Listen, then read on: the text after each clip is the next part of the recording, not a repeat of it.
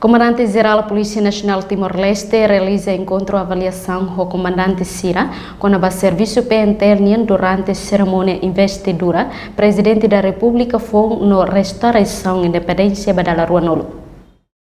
Encontro avaliação PNTL nebe dirige direta Husi Comandante-Geral PNTL Comissário Faustino da Costa, halau ia Centro Formação Polícia Comoro Dili, Loron Ruanulo Resin Lima, Fulang Maio Tinarihun Rua Ruanulo Resin Rua. Comandante Operação Nacional PNTL Superintendente CF Pedro Belo informa, mas que buat hotu lau hodiak durante cerimônia ruane, ia mos falhanço balung nebe precisa hadia. Falhanço hirak nesse programa ba Comando Administração a total orçamento Rihun Rua Ruanulo Resin Tolu, onde prepara dia cliutão ba eleição parlamentar no tomada posse ba membro Parlamento Nacional, no membro Governo Fonto Irmai. Ya, falhanço balung nebe makaya, tamane makala os dia kredit maka durante ne ami halo mabe ya ladiak nebe makaya, maka wang ami mos apresenta ba anu comandante Sira para tem que hadia.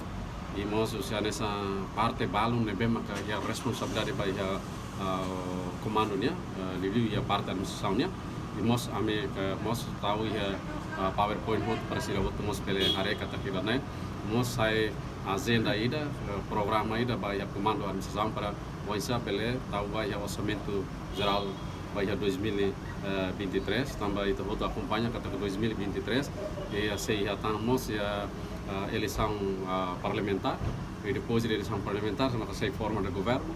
Para o governo, maka antes ya governo membro governo sira bahala o serviço se ele usa de tomar depois, o tomar depois ele mos bele, mos ya banyak balão nebe maka mos se maitang.